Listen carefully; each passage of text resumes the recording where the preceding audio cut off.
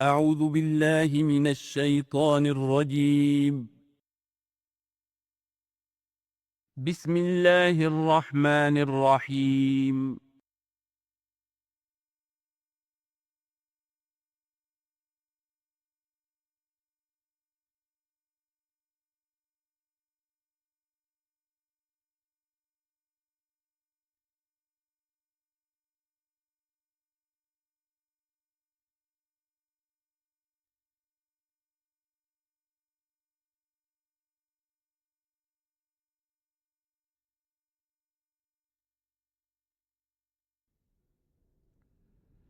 بسم اللہ اولہ و آخرہ۔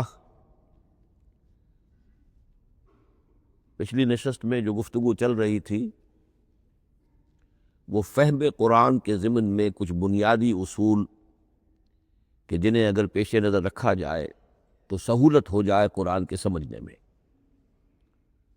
5 چیزیں بیان ہو چکی تھیں۔ نمبر 1، قرآن کا اسلوب استدلال منطقی نہیں ہے، فطری ہے، نیچرل اور خطابی ہے، انسان کو خود غور و فکر کرنے اور اپنے اندر جھانکنے کی دعوت دیتا ہے قرآن۔ ثانیاً، قرآن مجید کی آیات میں تقسیم ہے محکمات اور متشابہات، اور سورہ آل عمران میں جہاں اس کا ذکر ہے فرما دیا گیا ہے کہ اہل ایمان کا شیوہ یہ ہونا چاہیے کہ وہ محکمات پر اپنی توجہ کو مرکوز رکھیں اور متشابہات کے بارے میں اجمالی طور پر یقین رکھیں کہ اللہ کی طرف سے ہے، یقیناً حق ہے، چاہے وہ ہماری سمجھ میں آئی ہے یا نہیں آئی ہے۔ لیکن اس میں جو ایک براڈ تقسیم ہے وہ یہ کہ آیات الاحکام سب کی سب محکمات ہیں مستقل، اور عالم غیب، عالم آخرہ، عالم برزخ، عالم ارواح، عالم ملائکہ، اس کے تمام امور مستقل طور پر متشابہات میں سے۔ البتہ ایک تیسری کیٹیگری ہے کہ جو سائنٹیفک فنومینا کے ضمن میں ہو سکتا ہے کہ ایک شے آج متشابہات میں ہو، کل وہ محکمات میں داخل ہو جائے، جبکہ انسانی علم جو ہے وہاں تک پہنچ جائے اور اس کا ادراک کر سکے۔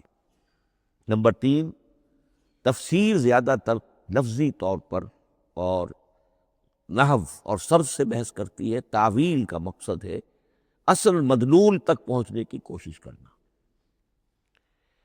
نمبر 4، تعویل میں عام اور خاص، خاص کانٹیکسٹ میں، زمان و مکان کے خاص کانٹیکسٹ میں جب قرآن نازل ہوا تو کسی آیت کا کیا اصل مفہوم تھا جو سمجھا گیا۔ اس میں شان نزول کی روایات کو بھی اہمیت حاصل ہوگی۔ لیکن چونکہ قرآن مجید صرف اس دور کے لیے یا اس علاقے کے لوگوں کے لیے ہدایت نامہ بن کر نہیں آیا تھا، بلکہ پوری نوع انسانی کے لیے تا ابد الآباد، لہذا اسی میں وہ مضمر ہے، اس میں وہ ہدایت مضمر ہے۔ یہ تعویل عام کر کے آیت کے الفاظ، ان کا در و بست اور آیت کا سیاق و سباق اس کے حوالے سے، اور القرآن یفسر بعضہ بعضا کے حوالے سے یقیناً جو ہے اس میں ابدی ہدایت جو مضمر ہے وہ بھی حاصل کی جا سکتی ہے۔ نمبر 5، تذکر اور تدبر کا فرق، یہ دونوں الفاظ قرآن کے ہیں۔ تذکر کے لیے 4 مرتبہ اللہ نے سورہ قمر میں چیلنجنگ انداز میں فرمایا ہے وَلَقَدْ يَسَّرْنَا الْقُرْآنَ لِلذِّكْرِ فَهَلْ مِن مُّدَّكِرٍ، ہم نے قرآن کو ذکر کے لیے، تذکر کے لیے، ہدایت اخذ کرنے کے لیے، بنیادی نصیحت حاصل کرنے کے لیے نہایت آسان بنایا ہے۔ تو ہے کوئی جو اس سے تذکر کرنا چاہے؟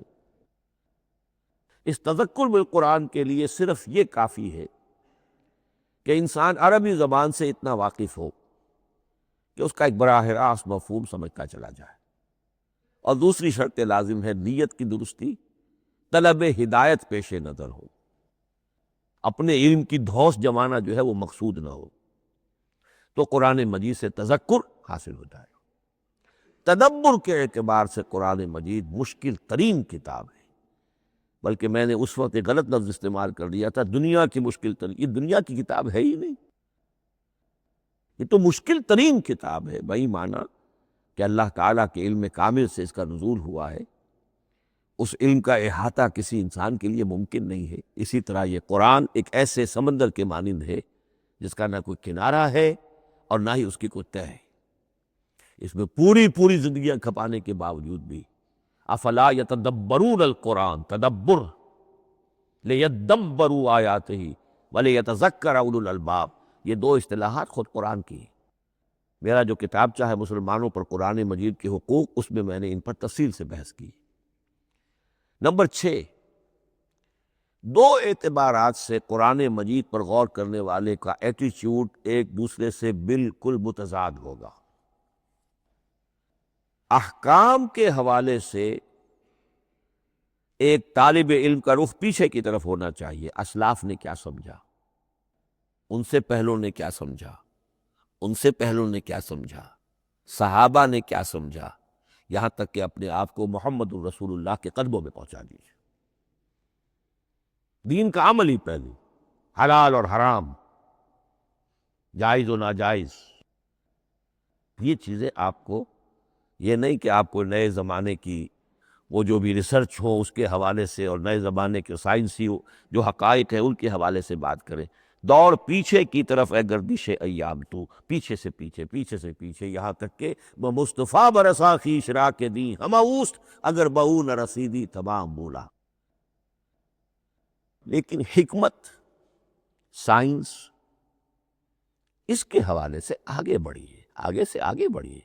وہ تو میں عرض کر چکا ہوں کہ وہ جو فینومینا قرآن مجید میں سائنٹیفک مذکور ہیں، ان کی اصل حقیقت جو ہے وہ ہمارے اگر اسلاف کو سمجھ میں نہیں آ سکی تو بات سمجھ میں آتی ہے۔ ابھی علم کی سطح ہی اتنی کمزور تھی، اتنی نیچی تھی کہ ان کی اس کا ادراک ممکن نہیں تھا۔ اس میں آگے بڑھیے تو اس میں بالکل متضاد ہو گیا کہ ایک میں زمانے کا ساتھ دینے کی بجائے زمانے سے بھی آگے چلو، اور ایک میں پیچھے، یہاں تک کہ محمد الرسول اللہ والذین معہ، محمد الرسول اللہ والذین معہ، ان کے قدموں تک اپنے آپ کو پہنچا دو۔ آخری شے فہم قرآن کی ضمن میں، لیکن یہ last but not the least کے مصداق ہے۔ یہ بات بہت صراحت کے ساتھ مولانا مودودی نے لکھی ہے تفہیم القرآن کے مقدمے میں، اور بہت اہم بات ہے، بہت اہم بات، اور وہ یہ ہے کہ قرآن مجید ایک ایسی کتاب نہیں ہے جسے کوئی محقق اور ریسرچ اسکالر اپنی لائبریری میں بیٹھ کر اور ریفرنس بک سامنے رکھ کر ادھر سے ادھر اور سمجھ لے۔ اس کے سمجھنے کی شرط لازم یہ ہے کہ جو یہ راستہ دکھاتا ہے اس پر چلنا شروع کرے۔ ایک ایک قدم کے بعد قرآنی حقائق مزید منکشف ہوں گی، اور مزید منکشف ہوں گے، اور مزید منکشف ہوں گے۔ جب تک قرآن مجید کے بتائے ہوئے راستے پر آدمی چلے گا نہیں، قرآن کی اصل حقیقت اس پر کبھی منکشف نہیں ہوگا۔ چاہے تفسیر لکھ دے، وہ تو لفظوں کی بحث ہے، صرف اور نحو ہے، یا روایات ہے، وہ جمع کر دیجئے۔ لیکن یہ کہ قرآن مجید کا صحیح فہم عمل کے بغیر ممکن نہیں۔ جیسے قرآن مجید میں آتا زادتہم ایمانا، ایمان بڑھتا ہے، عمل کے ذریعے سے ایمان بڑھتا ہے۔ میں اس میں ایک شے کا اضافہ کر رہا ہوں۔ میرے نزدیک قرآن مجید مینول آف ریولیوشن، محمد عربی صلی اللہ علیہ وسلم نے ایک عظیم انقلاب برپا کیا دنیا میں، اور ایک انقلابی جد و جہد کی ہے۔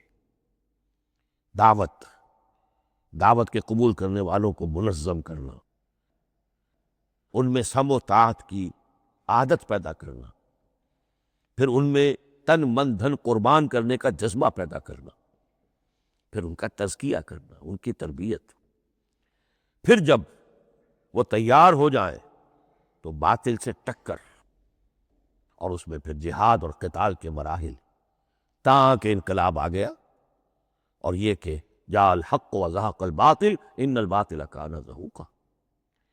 اس جد و جہد کے ہر مرحلے پر قرآن نازل ہو رہا ہے، جو اس مرحلے کے جو مسائل ہیں، جو اس مرحلے کے پرابلمز ہیں، جو اس مرحلے کی مشکلات ہیں، ان سے بحث کر رہا ہے۔ اب اگر کوئی فرد یا کوئی گروہ اس پروسیس میں وہ داخل ہی نہیں، وہ سمجھ ہی نہیں سکتا کہ یہ جو بات کہی جا رہی ہے اس کا اصل محل کیا ہے، مقام کیا ہے، کیوں کہی جا رہی ہے۔ وہ تو جب اسی قسم کی انقلابی جد و جہد میں کوئی خود مبتلا ہوگا تو اسے معلوم ہوگا یہ تھی وہ مشکل، یا یہ تھا وہ مسئلہ، یا یہ تھا وہ مرحلہ جو اس وقت کی جو جد و جہد تھی محمد الرسول اللہ والذین معہ کی، کہ اس وقت یہ آیات نازل ہوئی۔ اس طریقے سے مینول آف ریولوشن میں کہا کرتا ہوں، چونکہ ہماری جو طب کی تعلیم ہوتی ہے اس میں مینول آف ڈسیکشن سب سے پہلے جو ہے اناٹومی پڑھائی جاتی ہے، اور ڈیڈ باڈی کی ڈسیکشن ہوتی ہے، تو مینول آف ڈسیکشن جو ہے وہ پہلی کتاب ہوتی ہے جو ہمیں ملتی ہے۔ یہ ہوتا بتایا جاتا ہے یہاں ذرا شکاف دو اور یہ کھال کو کاٹو، اس کے اندر تمہیں یہ نظر آئے گا، یہ فیشیا ہے، پھر اس کے اندر ایک اور شگاف دو، یہ نظر آئے گا۔ بالکل اسی طریقے سے قرآن مجید کی انگلی پکڑ کر اگر آپ چلیں گے تو پھر درجہ بدرجہ قرآن آپ پر منکشف ہوتا چلا جائے گا۔ اور اگر آپ نے اسے صرف ایک اکیڈمک ایکسرسائز بنا لیا، ایک علمی بات ہے، اس سے آگے کچھ نہیں، تو قرآن مجید کا جو اصل لب لباب ہے، جو اصل اس کا جوہر ہے، وہ کبھی منکشف نہیں ہوگا۔ اب آئیے ایک اہم موضوع، اعجاز قرآن کے وجوہ کیا ہیں۔ پہلی بات تو یہ سمجھ لیجئے کہ قرآن مجید کی حقانیت پر بنیادی طور پر دو قسم کی دلیلیں ہیں۔ ایک دلیل خارجی ہے، خارجی دلیل محمد الرسول اللہ صلی اللہ علیہ وسلم کی شخصیت اور آپ کا کارنامہ، الصادق الامین، قد لبثت فیکم عمرا، میں تمہارے مابین ایک عمر گزار چکا ہوں، تم نے مجھے دیکھا، میرا کردار دیکھا، تم نے خود مجھے الصادق اور الامین کا جو ہے خطاب دیا، تو خود حضور کی شخصیت دلیل ہے قرآن مجید کی حقانیت پر۔ اس اعتبار سے ایک مضمون بہت اہم ہے، اور وہ یہ کہ قرآن اور محمد صلی اللہ علیہ وسلم اس طرح ایک دوسرے کے ساتھ جڑے ہوئے ہیں، گتھے ہوئے ہیں، ایک وحدت بن گئے ہیں، ایک آرگینک ہول بن گئے ہیں، کہ ایک دوسرے کے لیے شاہد بھی ہے اور ایک دوسرے کے لیے کمپلیمنٹری بھی ہے، جس کے لیے میں دو مقامات سے استشہاد کروں گا۔ سورہ بینہ میں فرمایا لم یکن الذین کفروا من اہل الکتاب والمشرکین منفکین حتی تأتیہم البینہ، اہل کتاب میں سے اور کفار میں سے، مشرکین میں سے جو لوگ جنہوں نے کہ کفر کیا تھا، وہ علیحدہ نہیں کیے جا سکتے تھے جب تک کہ بینہ نہ آ جاتی۔ اب بینہ کیا ہے؟ رسول من اللہ یتلو صحفا مطہرۃ فیہا کتب قیمہ۔ بینہ دو چیزوں سے مل کر بنی، رسول من اللہ یتلو صحفا مطہرۃ فیہا کتب قیمہ، رسول اور قرآن مل کر بینہ ہے۔ رسول کی شخصیت بین ہے، اور یہ قرآن مجید کے لیے دلیل ہے۔ دوسری طرف قرآن مجید محمد کی رسالت کا ثبوت ہے، جیسے کہ آپ دیکھتے ہیں یاسین والقرآن الحکیم انک لمن المرسلین، والقرآن الحکیم، قسم ہے اس قرآن حکیم کی، یعنی یہ قرآن حکیم گواہ ہے، شاہد عادل ہے کہ اے محمد آپ اللہ کے رسول ہیں۔ محمد کی شخصیت، حقانیت قرآن پر دلیل، قرآن محمد کی رسالت پر دلیل، ایک دوسرے کے شاہد۔ دوسرا مقام سورہ طلاق کا ہے، قد انزل الیکم ذکرا، دیکھو لوگو اللہ نے تمہارے لیے یاد دہانی ذکر نازل کر دیا ہے۔ وہ یاد دہانی کیا ہے؟ رسولا یتلو علیکم آیات اللہ مبینات، اللہ کا ایک رسول جو تمہیں پڑھ کر سنا رہا ہے اللہ کی آیات بینات۔ یہ دونوں چیزیں مل کر بینہ بنا، دونوں چیزیں مل کر ذکرا بنا۔ اس حوالے سے یہ دونوں چیزیں ایک دوسرے کے ساتھ یوں سمجھیے کہ اس طریقے سے گتھی ہوئی ہیں دونوں حقیقتیں، اس طرح جمع ہیں کہ ایک دوسرے سے جدا نہیں کی جا سکتی۔ اگلی بات یہ سمجھیے کہ قرآن مجید محمد الرسول اللہ کا اصل معجزہ، بلکہ اس سے آگے بڑھ کر ایک لفظ استعمال کروں گا، واحد معجزہ ہے۔ آپ شاید حیران ہو کہ اور بھی تو معجزات بیان ہوتے ہیں حضور کے، لیکن میری بات سمجھیے، غور کیجیے۔ ان واقعات سے مجھے انکار نہیں ہے، لیکن جو بات میں کہنا چاہتا ہوں اس کو اچھی طرح سمجھیے۔ معجزہ کہتے کسے؟ معجزہ عاجز کر دینے والی شے۔ اس معجزے میں دو چیزیں ہونی لازم ہے، دعویٰ اور تحدی، چیلنج۔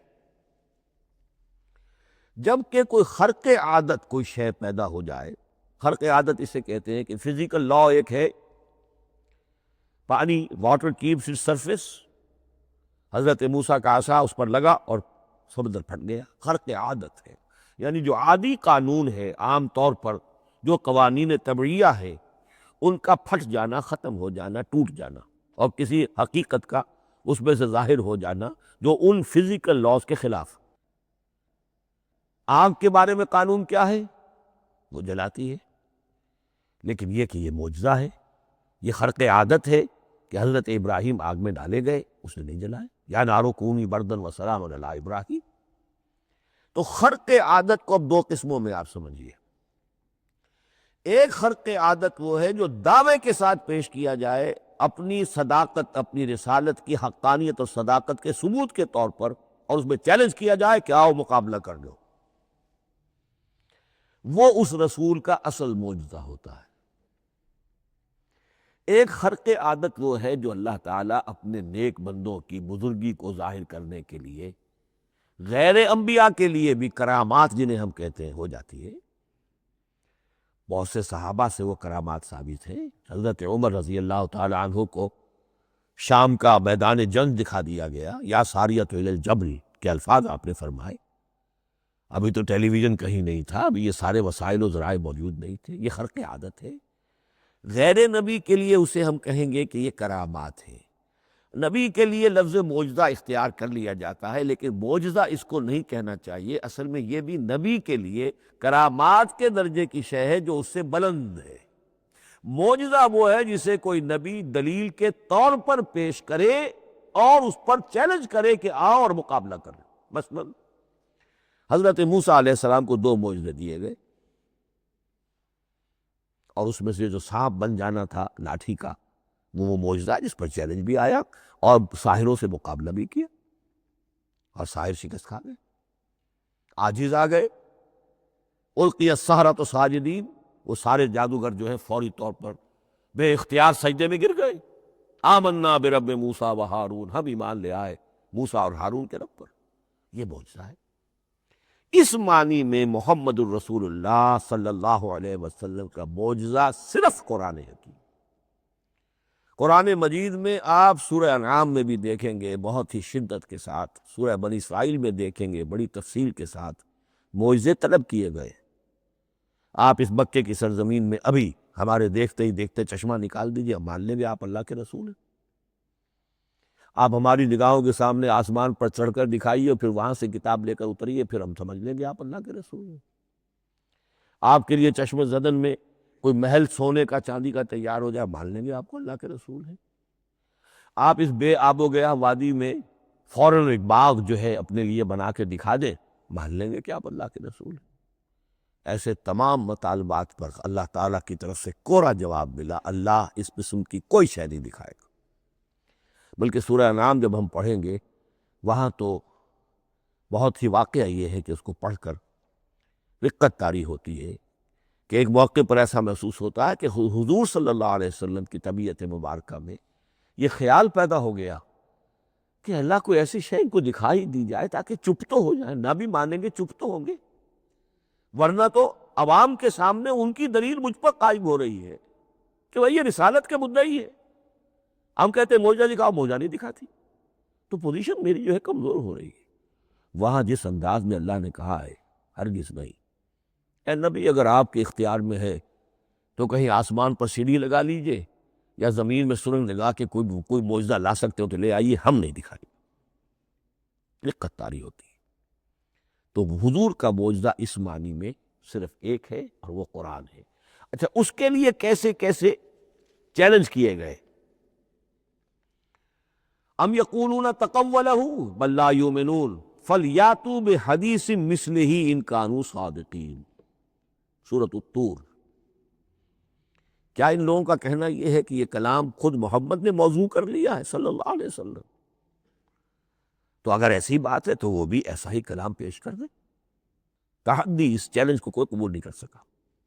کم سے کم اس شرافت کا اقرار کرنا پڑتا ہے کہ اس وقت یہ عرب قوم میں یہ شرافت تھی کہ کسی نے اٹمپٹ بھی نہیں کی، ورنہ کوئی شخص الٹی سیدھی عبارت لکھ کر لے آتا اور کھڑا ہو کر کہہ دیتا کہ ٹھیک میں کہتا ہوں یہ ہے، یہ قرآن کی طرح کا کلام ہے۔ نہیں، کسی نے نہیں کیا۔ تاریخ یہ بتاتی ہے کہ اس تحدی کا کوئی کسی نے قبول نہیں کیا۔ اسی طرح فرمایا سورہ بنی اسرائیل میں، قُلْ لَئِنِ اجْتَمَعَتِ الْإِنسُ وَالْجِنُّ عَلَىٰ أَن يَأْتُوا بِمِثْلِ هَٰذَا الْقُرْآنِ لَا يَأْتُونَ بِمِثْلِهِ وَلَوْ كَانَ بَعْضُهُمْ لِبَعْضٍ ظَهِيرًا۔ چیلنج ہے، اے نبی کہہ دیجئے اگر تمام انسان، تمام جن مل کر بھی چاہے کہ ایسی کوئی کتاب وہ مرتب کر لے، نہیں کر سکیں گے، چاہے وہ سب کے سب ایک دوسرے کی مدد کرے۔ ہے کہ نہیں چیلنج؟ اسی طریقے سے سورہ ہود میں فرمایا، اب اس کو کہتے ہیں برسبیل تنزل، پوری کتاب نہیں لا سکتے قرآن جیسی، چلو تو 10 سورتیں لے آؤ۔ قُلْ فَأْتُوا بِعَشْرِ سُوَرٍ مِثْلَهُ مُفْتَرَیَاتٍ، اے کہیے اے نبی، سورہ ہود کی آیت نمبر 13 ہے، اس جیسی کوئی 10 سورتیں لے آؤ۔ 114 نہ صحیح، 10 صحیح۔ یہ بھی نہیں ہوا تو برسبیل تنزل اور سورہ یونس میں فرمایا، قُلْ فَأْتُوا بِسُورَةٍ مِّن مِثْلِهِ، ایک سورت ہی لے آؤ۔ اور اسی کو سورہ بقرہ کے تیسرے رکوع میں دہرایا گیا، وَإِن كُنتُمْ فِي رَيْبٍ مِّمَّا نَزَّلْنَا عَلَىٰ عَبْدِنَا فَأْتُوا بِسُورَةٍ مِّن مِّثْلِهِ وَادْعُوا شُهَدَاءَكُم مِّن دُونِ اللَّهِ إِن كُنتُمْ صَادِقِينَ۔ لیکن نوٹ کر لیجئے کہ کسی نے یہ جرت نہیں کی، نہ قرآن کے اس دعوے کو چیلنج کیا، نہ کسی نے مقابلے کی کوشش کی، نہ کوئی اپنی کوئی تصنیف و تالیف یا اپنا کوئی کمپوزیشن لا کر اور یہ دعویٰ کر کے کھڑا ہوا کہ جمع کر لیجئے، منصف بلا لیجئے، کوئی کمیشن بٹھا لیجئے، میرا یہ کلام بھی بالکل ہم وزن ہے اس کلام کے۔ نہیں۔ اب ہمیں دیکھنا یہ ہے کہ وجوہ اعجاز قرآن مجید کے کیا کیا ہے۔ معجزہ تو یہ ہے، حضور کا اصل معجزہ یہ ہے، لیکن معجزہ کس کس پہلو سے ہے؟ یہ ایک ایسا موضوع ہے کہ جس پر پوری تصانیف لکھی گئی ہے۔ وجوہ الاعجاز، وجوہ اعجاز القرآن، قرآن کے معجزہ ہونے کے کون کون سے پہلو ہیں۔ اس کا واقعہ یہ ہے کہ احسان ناممکن ہے، اور جیسے جیسے زمانہ آگے بڑھے گا اس کے اور پہلو واضح ہوتے جائیں گے۔ سنوریہم آیاتنا فی الآفاق وفی انفسہم حتی یتبین لہم انہ الحق۔ لیکن یہ کہ کس کس پہلو سے یہ معجزہ ہے، چند موٹی موٹی باتیں ضرور سمجھ لیجئے۔ لغت، ادب، فصاحت، بلاغت، عذوبت، مٹھاس، اس کے اعتبار سے قرآن معجزہ ہے۔ لیکن اس اعتبار سے قرآن معجزہ ہے، یا تو تھا اپنے زمانے کے عربوں کے لیے، غیر عرب کے لیے تو نہیں تھا۔ غیر عرب جو ہے قرآن مجید کی جو بھی فصاحت و بلاغت ہے، اس کا جو لٹریری بیوٹی ہے، اس کو تو وہ اپریشیٹ نہیں کر سکتا تھا۔ یہ حصہ جو ہے یا تو عربوں کے لیے تھا اس وقت دائمی، یا آج بھی عرب کچھ نہ کچھ، بہرحال عربی ان کی زبان ہے، وہ پڑھتے ہیں، جیسا کہ میں نے عرض کیا تھا، چاہے عیسائی ہو اور چاہے یہودی ہو، وہ بھی اپنے ہاں لٹریچر کی، عربی لٹریچر کی ہائیسٹ کتاب کی حیثیت سے قرآن مجید پڑھانے پر مجبور ہے۔ ایک پہلو اس کا یہ ہے، اور اسی کے حوالے سے نوٹ کیجئے حضرت لبید رضی اللہ تعالی عنہ، یہ سبع معلقہ کے شعراء میں سے تھے آخری۔ عربوں میں چونکہ اس کا بڑا چرچا تھا شاعری کا، تو ان کا جو سالانہ جشن ایک ہوتا تھا، اس میں وہ بہت بڑے بڑے شعراء سب جمع ہوتے تھے، اپنے اپنے قصیدے پڑھتے تھے، اور جس کا قصیدہ سمجھا جاتا تھا کہ سب سے اعلیٰ ہے، سب سے بلند ہے، سب سے عمدہ ہے، اب اسے اس سال کے لیے وہ گویا کہ ملک الشعراء اس کو مانا جاتا تھا کہ یہ شاعروں کا بادشاہ ہے، اور تمام شاعر اسے سجدہ کرتے تھے بالفعل۔ اور اس کے قصیدے کو کعبے کی دیوار کے ساتھ ٹانگ دیا جاتا تھا، معلق کر دیا جاتا تھا۔ ایسے 7 قصیدے ہیں جن کے مجموعے کا نام ہے سبع معلقہ۔ اس سبع معلقہ جو ہے 7 جو سلسلے ہیں، ان میں آخری حضرت لبید کا ہے، وہ ایمان لے آئے۔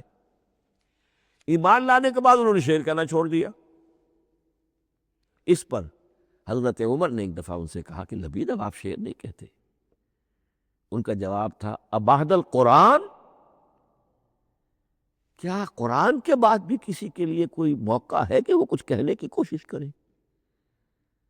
فصاحت اور بلاغت کی تو معراج قرآن مجید ہے، وہ آ چکی ہے۔ تو جہاں تک اہل عرب کے لیے اس کا معجزہ ہونا خاص طور پر اس دور میں اور اب بھی کسی درجے میں، اس میں تو اہمیت ہے اس کی ادبیت، اس کی فصاحت، اس کی بلاغت، اس کی عذوبت۔ دائمی اور ابدی یہ کس اعتبار سے معجزہ ہے عہد حاضر میں اور غیر عرب لوگوں کے لیے؟ نمبر 1، سائنسی حقائق کا انکشاف۔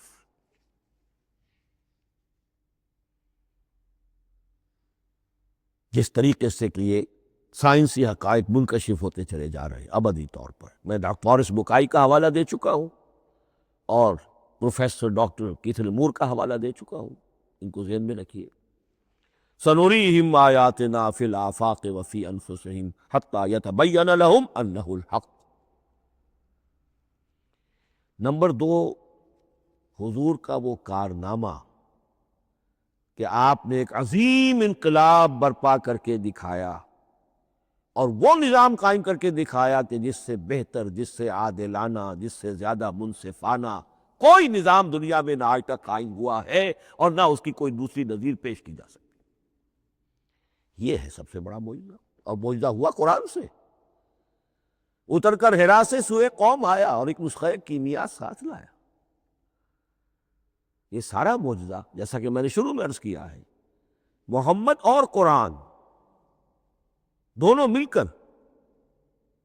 بینہ بھی ہے تو رسول من اللہ یتلو صحفا مطہرۃ فیہا کتب قیمہ، اور قد انزل الیکم ذکرا رسولا یتلو علیکم آیات اللہ المبینات۔ یہ معجزہ جو ہے جس کے حوالے سے دنیا میں بڑی بڑی شخصیات نے شہادت دی۔ ایم این رائے اس صدی کا ایک بہت بڑا انقلابی شخص، کمیونسٹ انٹرنیشنل کا رکن، اس صدی کی ابتدا میں جو شورا تھا، جو غلغلہ تھا، جو ولولہ تھا بولشوک ریولوشن کا، اور جو دنیا کے اندر ایک دھوم مچ گئی تھی، اس کو ذہن میں رکھیے۔ اور اس میں کمیونسٹ انٹرنیشنل کا رکن ایم این رائے، 1920 میں اس نے لاہور میں ایک خطبہ دیا تھا، ہسٹوریکل رول آف اسلام، اور اس نے کہا تھا تاریخ انسانی کا عظیم ترین انقلاب وہ ہے کہ جو محمد نے برپا کیا صلی اللہ علیہ وسلم۔ آج بھی یہ کتاب بھارت میں چھپتی ہے، بامبے کا ایک پبلشر شائع کرتا ہے، historical role of Islam by M N Roy. پھر آگے چلیے، ایچ جی ویلز اگرچہ انتہائی رقیق حملے کرتا ہے حضور کی زندگی کے بعض پہلوؤں پر، جیسے رشدی نے کیے ہیں یا جیسے تسلیمہ نسرین ایک بنگالی خاتون نے کیے ہیں، اسی طرح کے حملے کیے اس نے بھی۔ اور یہ اس لیے بتا رہا ہوں کہ یہ اسٹیبلش ہو جائے کہ وہ دوست نہیں ہے، دشمن ہے۔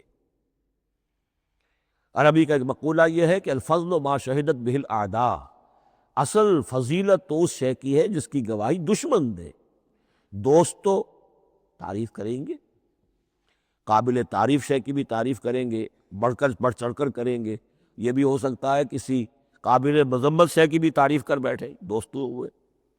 دشمن جو ہے وہ تو ظاہر بات ہے اسی بات کو مانے گا جس میں کسی شک و شبہ کی گنجائش نہ ہو۔ اس لیے میں نے عرض کیا کہ دشمن ہے، رقیق حملے کرتا ہے، لیکن آخر میں جب آتا ہے concise history of the world میں چیپٹر جو ہے حضور پر، اس میں خطبہ حجۃ الوداع کا وہ حوالہ دیتا ہے، لا فضل لعربی علی عجمی ولا لعجمی علی عربی ولا لاحمر علی اسود ولا لاسود علی احمر الا بالتقوی۔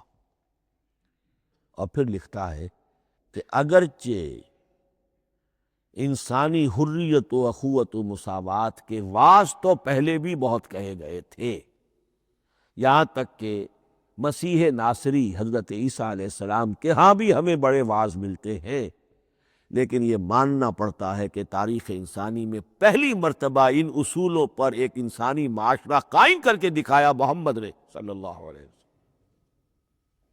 Although the sermons of human freedom, fraternity and equality were said before also, and we find a lot of them in Jesus of Nazareth, but it must be admitted that it was Muhammad sallallahu alayhi wasallam who established for the first time in history a society based on these principles. اسی طرح کی گواہی آج سے تقریباً 20 سال پہلے امریکہ کے ڈاکٹر مائیکل ہارٹ نے دی. A selection and gradation of the 100 most influential personalities of human history.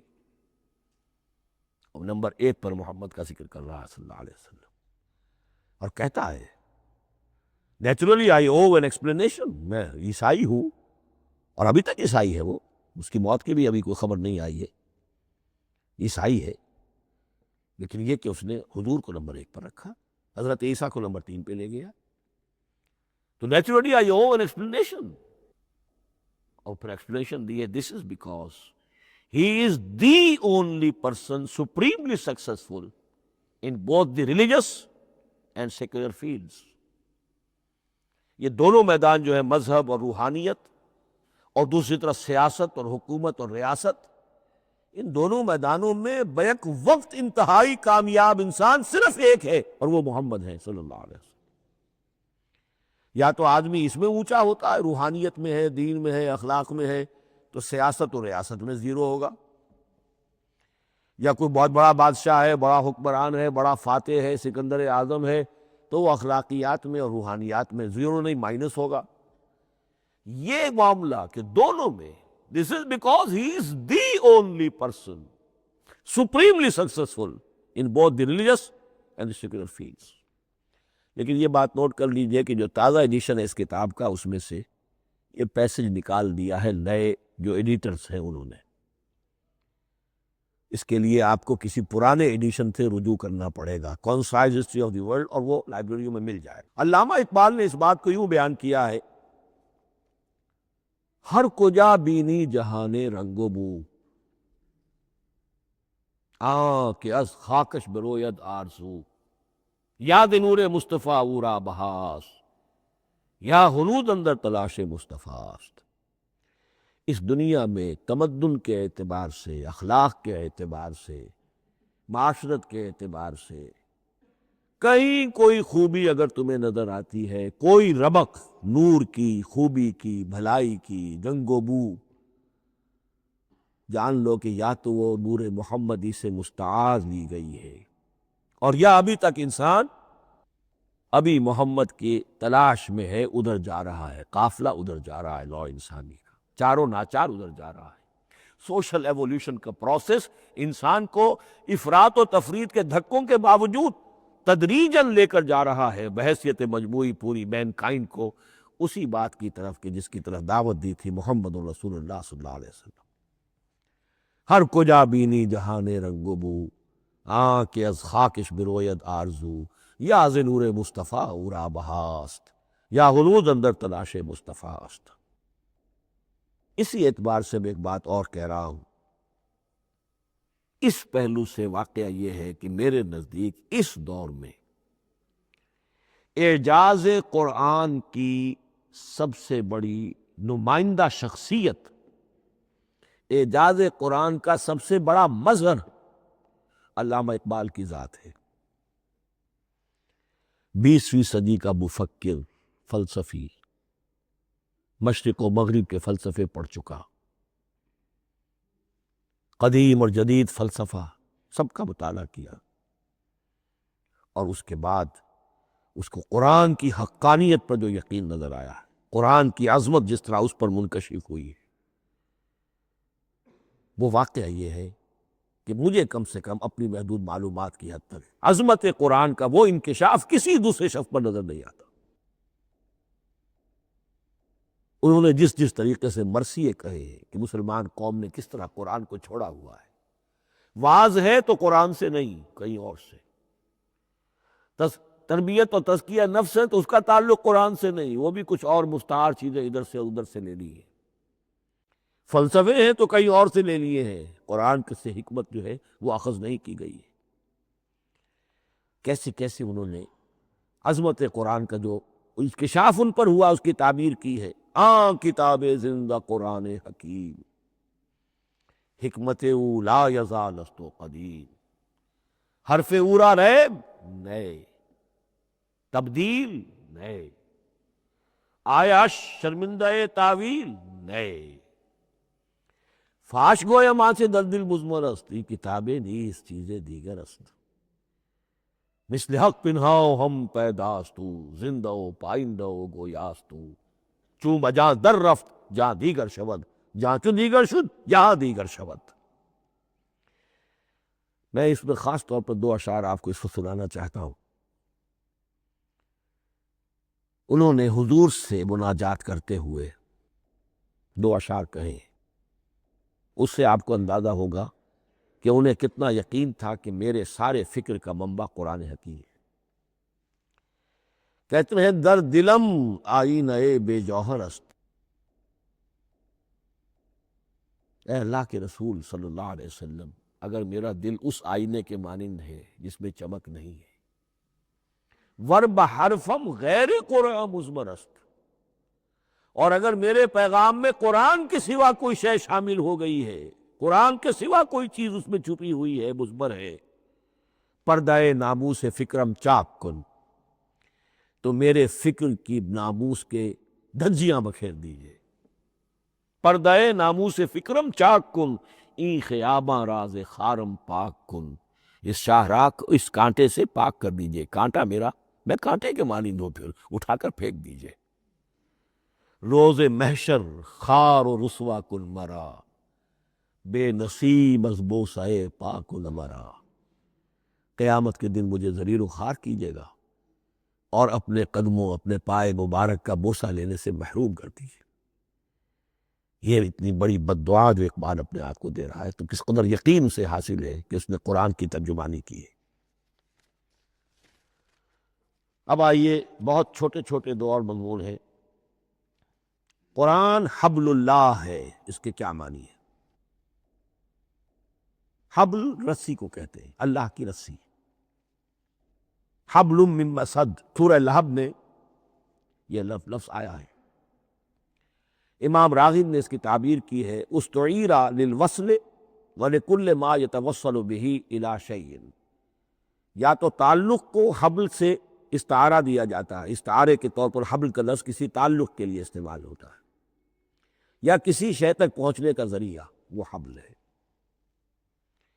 اب یہ ہمیں لفظ ملتا ہے حضرت علی رضی اللہ تعالیٰ عنہ کی روایت میں، ہوا حبل اللہ المتین، ترمذی میں یہ الفاظ موجود ہیں، حضرت علی سے منقول ہے رضی اللہ تعالیٰ عنہ، یہی ہے اللہ کی مضبوط رسی۔ کیونکہ قرآن مجید میں آتا ہے وَاعْتَصِمُوا بِحَبْلِ اللَّهِ جَمِيعًا، تو حبل اللہ کا اسی ہے۔ پھر یہ حضرت عبداللہ ابن عمر سے بھی ہے، یہ روایت موجود ہے رزین میں، ہوا حبل اللہ المتین، یہ قرآن ہی اللہ کی مضبوط رسی ہے۔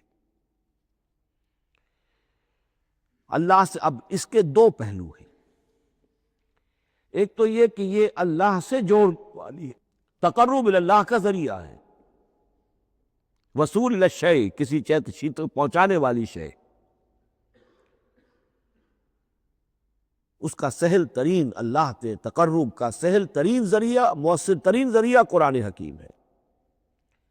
چنانچہ ترمذی میں حضرت عبداللہ ابن مسعود کا یہ قول موجود ہے، القرآن حبل اللہ ممدود من السماء الی الارض، قرآن تو اللہ کی وہ رسی ہے جو تنی ہوئی ہے آسمان سے زمین کی طرف۔ یہ ترمذی میں تو اصل میں اثر ہے، حضرت عبداللہ ابن مسعود کا قول ہے، لیکن یہ کہ زید ابن ارقم سے یہ الفاظ جو ہیں مرفوعاً کہ یہ حضور کے الفاظ ہیں، یہ بھی منقول ہے کہ حضور نے فرمایا کہ القرآن حبل اللہ الممدود من السماء الی الارض۔ اور ایک بڑی پیاری روایت ہے طبرانی کی معجم کبیر میں کہ ایک مرتبہ حضور اپنے حجرے سے برآمد ہوئے، مسجد نبوی کے ایک گوشے میں دیکھا کچھ صحابہ بیٹھے ہوئے قرآن سمجھ رہے ہیں، سمجھا رہے ہیں، پڑھ رہے ہیں، مذاکرہ ہے قرآن۔ آپ کے چہرے پر بڑے بشاشت کے آثار ظاہر ہوئے، خوشی کے آثار۔ آپ چل کر تشریف لائے، پہلے ایک سوال کیا، الستم تشہدون اللہ الہ الا اللہ وانی رسول اللہ وہذا القرآن جاء من عند اللہ، کیا آپ لوگ اس کے گواہ نہیں ہیں کہ اللہ کے سوا کوئی معبود نہیں اور میں اللہ کا رسول ہوں، اور یہ قرآن خاص اللہ کے پاس سے آیا ہے؟ صحابہ کا جواب کیا ہو سکتا تھا؟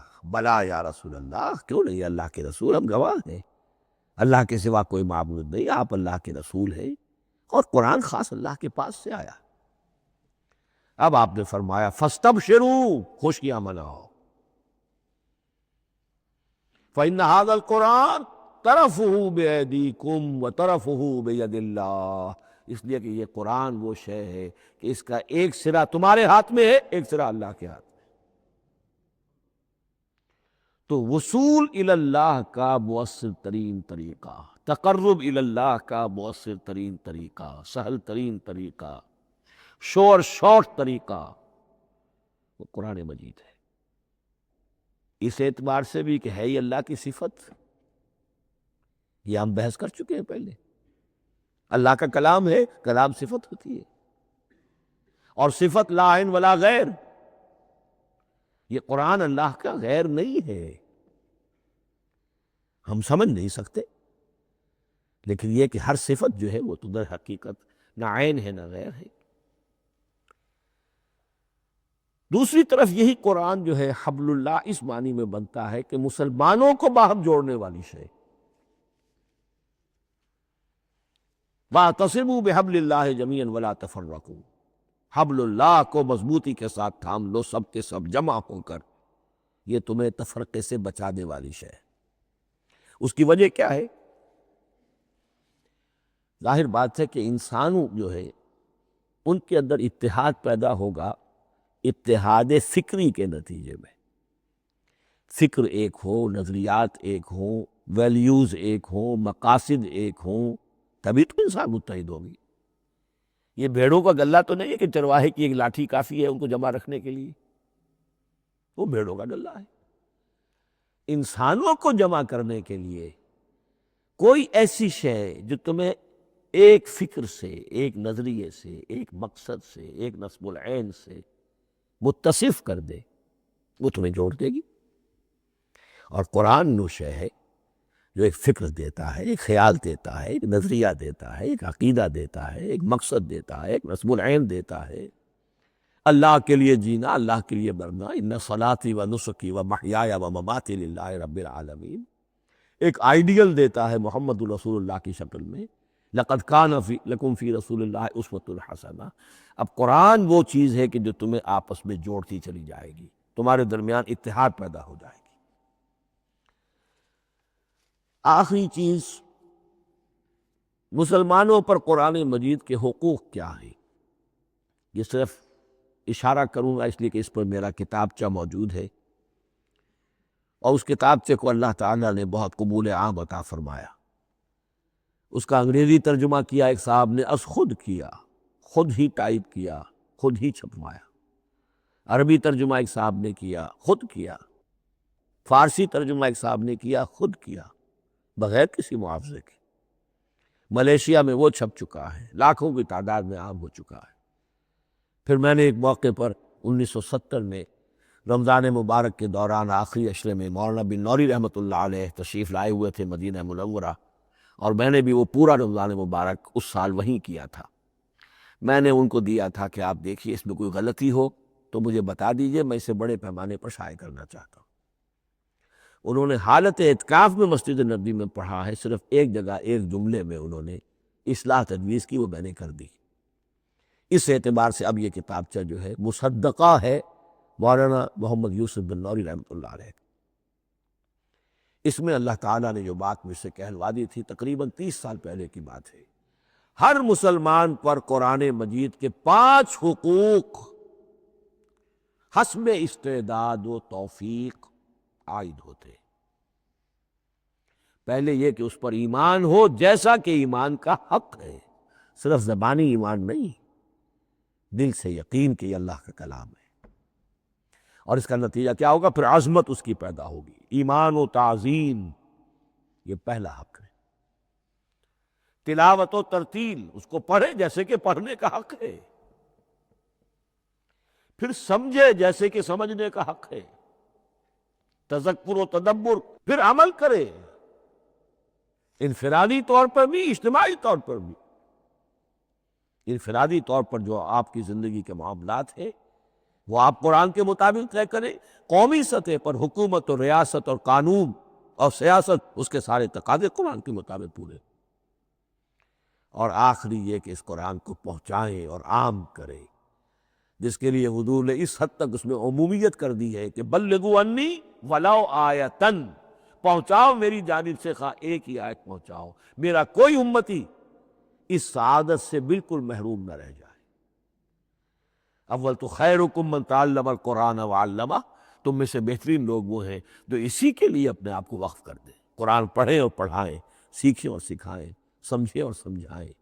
اس لیے کہ سمجھنے اور سمجھانے، سیکھنے اور سکھانے، پڑھنے اور پڑھانے کا بھی کوئی ایک لیول تو نہیں ہے، ایک عام لوگوں کی سطح ہے، ایک ان سے اوپر کی سطح ہے، ایک انٹلیکچوئلز کی سطح ہے، ایک جینیس لوگوں کی سطح ہے۔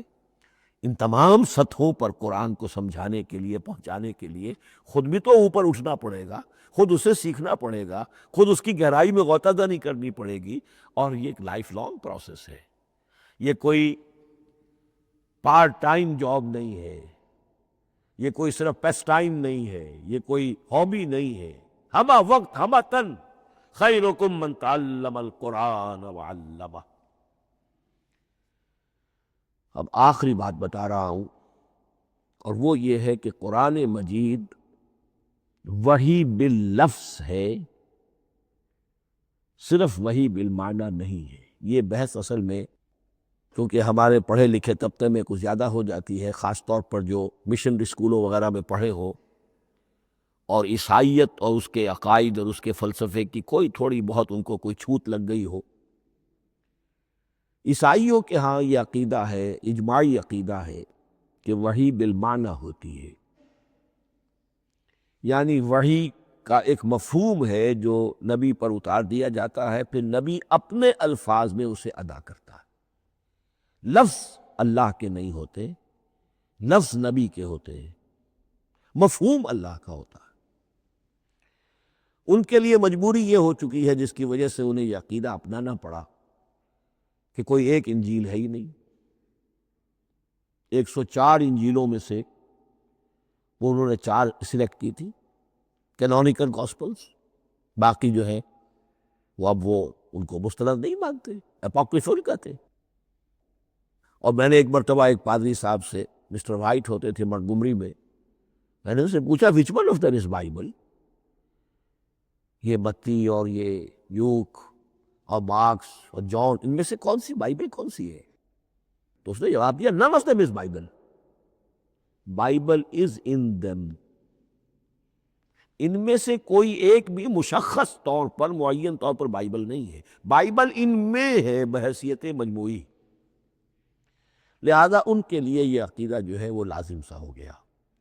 ہمارے ہاں بھی بعض فلاسفہ نے اس قسم کی باتیں کی ہے کہ جن سے یہ دھوکہ لگتا ہے، لیکن میں خاص طور پہ چونکہ علامہ اقبال کا تذکرہ میں نے آج کیا ہے، اسی حوالے سے میں ان کا ایک واقعہ بیان کرنا چاہتا ہوں۔ ایف سی کالج لاہور کے پرنسپل تھے ڈاکٹر یوئنگ۔ ایک دعوت تھی، اس میں علامہ بھی تھے، وہ بھی تھے۔ تو ڈاکٹر یوئنگ نے کہا، وہ بڑا فلسفی تھا، کہ ڈاکٹر اقبال ہم نے سنا ہے کہ آپ بھی وحی باللفظ کے قائل ہیں، آپ جیسا پڑھا لکھا شخص، عالم دانا۔ علامہ اقبال نے فرمایا جی ہاں، اور مجھے تو اس کا ذاتی تجربہ ہے، مجھ پر تو جو شعر نازل ہوتے ہیں وہ الفاظ میں ڈھلے ہوئے ہوتے ہیں، میں ان میں تبدیلی کرنا چاہوں تو نہیں کر سکتا۔ تو اگرچہ اس سوال، اس جواب کو ہم کہیں گے کہ یہ الاجوبۃ المسکتہ، مسکت، چپ کر دینے والا جواب تھا کہ جو علامہ اقبال نے دیا، لیکن ذہن میں رکھیے یہ کہ جو وحی باللفظ ہے وہ ختم ہو چکی محمد رسول اللہ صلی اللہ علیہ وسلم پر. وہی رسالت وہی باللفظ ہے، وہ ختم ہو چکے. البتہ الہام، کشف، رویا، القاء، یہ وہی بالمعنی ہے. یہ کوئی ایک شے ہے جو دل میں ڈال دی جاتی ہے. اس کے دروازے آج بھی کھلے ہوئے ہیں. اور یہ جان لیجئے قرآن مجید کی حقانیت کا جو اصل ثبوت ہے وہ یہ ہے کہ آپ اسے اپنے باطن کے اندر محسوس کریں. یہ جو باطنی تجربہ علامہ اقبال نے کہا ہے کہ انسان اپنے باطن میں محسوس کرے کہ ہاں یہ بات ہے، ٹھیک ہے. اس کے لیے کہ علامہ ابن قیم رحمۃ اللہ علیہ کا قول ایسا ہے، بڑا پیارا قول ہے. قرآن کے کچھ پڑھنے والے ایسے ہیں جب قرآن کو پڑھتے ہیں تو یوں محسوس کرتے ہیں کہ اب مصحف سے نہیں پڑھ رہے، لوح قلب سے پڑھ رہے ہیں. ہمارے دل پر لکھا ہوا قرآن موجود ہے. یعنی ہماری فطرت، ہمارے اندر کی کوئی حقیقت ہے جو سرٹیفائی کر رہی ہے، توثیق کر رہی ہے، اٹیسٹ کر رہی ہے کہ ہاں یہ ٹھیک ہے. اور اس کی وجہ کیا ہے؟ ہماری روح اور اس قرآن کا منبع وہ ایک ہی ہے، وہ ذات باری تعالی ہے. یہ کلام اللہ ہے اور ہماری روح امر اللہ. یسألونک عن الروح قل الروح من امر ربی وما اوتیتم من العلم الا قلیلا. بس میں اسی پر اکتفا کر رہا ہوں. اب گمان غالب یہی ہے کہ کل تو تراویح ہوگی انشاءاللہ، اس لیے کہ سنا یہ ہے کہ آج بھی روزہ تھا سعودی عرب میں، تو اب اس سے زیادہ تو تاخیر اب ممکن نہیں ہے. تو کل انشاءاللہ تعالیٰ دورہ ترجمہ قرآن شروع ہو جائے گا. بارک اللہ لی ولکم فی القرآن العظیم ونفعنی وإیاکم بالآیات والذکر الحکیم.